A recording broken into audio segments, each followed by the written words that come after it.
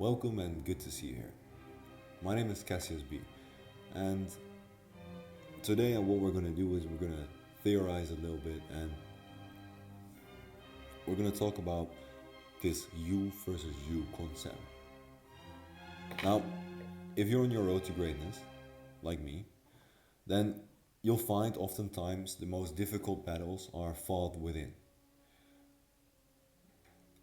And these battles always seem to amaze me because not only are they the toughest, but you always learn the most from these. There's a lot of names for this process. I like to call it self-actualization. Now, I wrote a little page in the journal. I'm going to kick it off by reading it out loud, and then we're going to talk about it for a little second. So, this was to give you some context. We've been traveling. We are 3 months, so we have been in a different location, working a lot, and in a new environment. What that does with you is it causes one of these, well, multiple, but it causes one in specific of the 6 factors of or facets of self-actualization to really pick up and grow. Now, that is talking about autonomy. Autonomy meaning having your own opinions, having your own thoughts, and being able to say yes and nay because you think it's the right thing, right? That's autonomy. And why is that more easily achieved in a new environment? Well, because a lot of people in your old environment have expectations of you, and they expect certain behavior and opinions. Now, if you're not with these people, guess what? It's easier to not have to meet their expectations, and you'll find some gaps in the beginning maybe, but you'll fill it up quickly with your own opinions and your own yeses and nos. And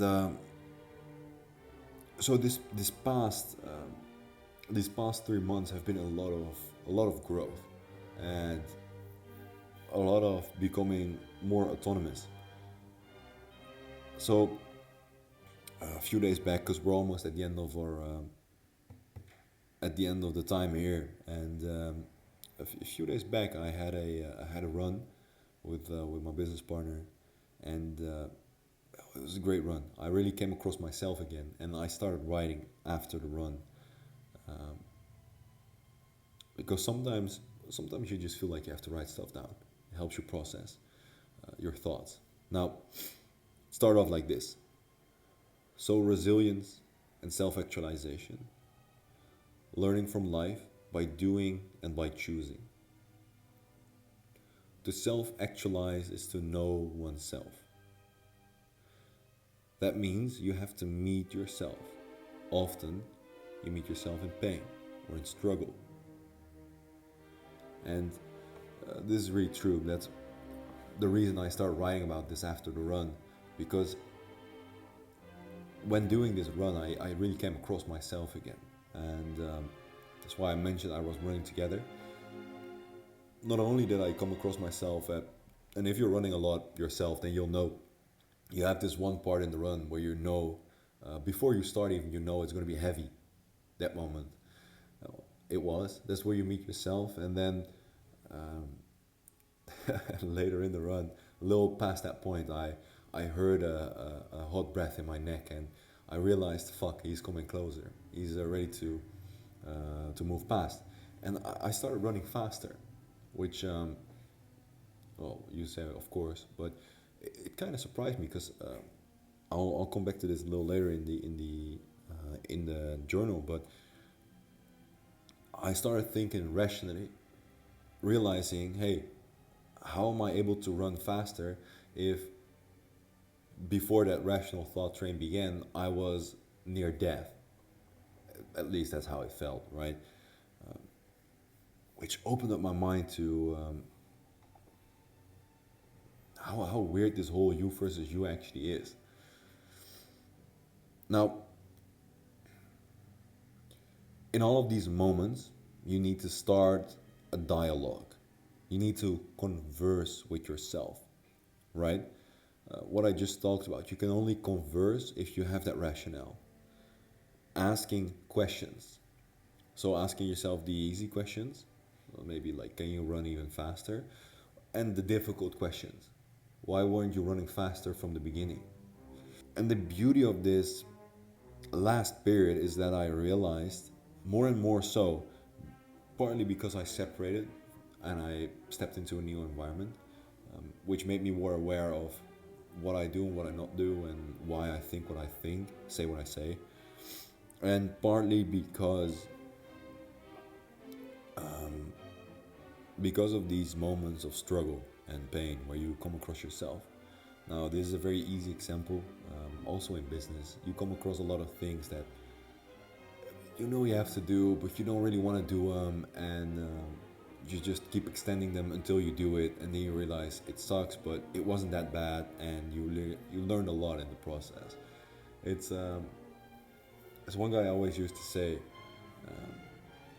a difficult present means an easy future.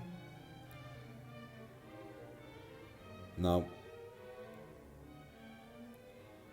yeah, these moments of pain, you'll find them in the gym, on a run, like I just mentioned, when doing the work, when doing maybe outbound, like cold calling and stuff like that. That's some mental stuff too. You'll come across the rational brain. That's what I came across. So being able to look at yourself almost third person when you're running, or when you're doing these, when you're like on the edge of doing these cold calls, look at yourself third person, like, hey, why are you postponing this? Being able to ask yourself these questions, and that's the rational brain. Now now fun fact, well, not so fun actually, but your body is in a constant state of homeostasis, managing all facets and keeping the whole show adequate. Now, adequate, for the ones who want to achieve greatness, bad news for you, adequate isn't great at all. Adequate, in other words, average or satisfactory. Now, the perspective that Plato holds all of a sudden makes a lot more sense. Now we get back to the you versus you, because the body, the body is the prison of the soul. That's what he said. He said a lot of more things. He called it a tomb at times, but he wasn't talking about it too positively. Now, you are the soul, limitless, and you are in the body, the limit, right? Because if you look back at the example of the running, I wanted to do more. I wanted to do more. I wanted to run faster, harder. Um, I wanted to keep moving, but at the same time, I was talking to me who didn't want to go farther, who wanted to stop and lay down. How does that make sense then? Am I really talking to myself? Because I wanted to go on, no? So who is this guy saying he doesn't want to go on? Now, the theory we've cooked up here, and this is theory, so theorize with me, is it's the soul talking to the body. Because your soul wants to find the limit, and your body wants to stay within them. And I always used to look at, well, me as the as the brain. I am this. This is my body, but I am the brain. Here's where the magic happens.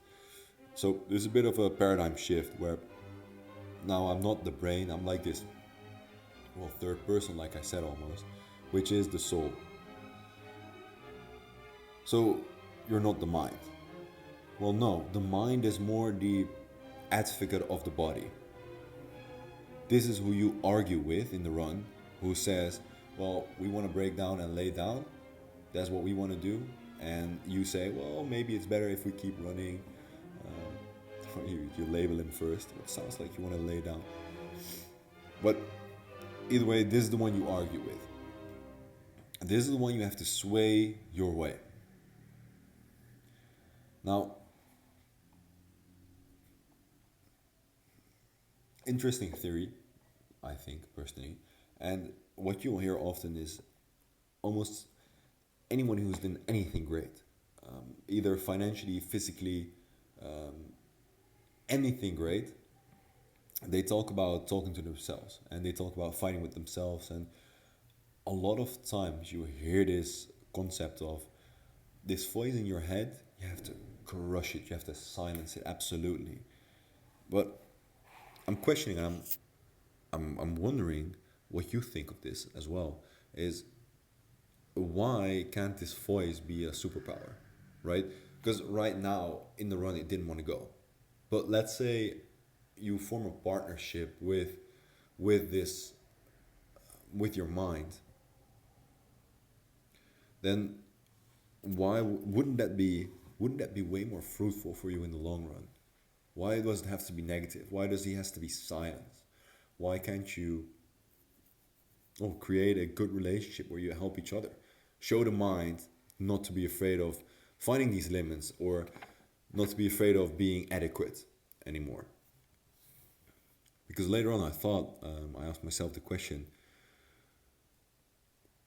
how is it possible that you sped up even though you thought you were close to dying? Right? No pointing fingers, just discovering what happened there. Now, I thought I wouldn't make it if I sped up in the beginning.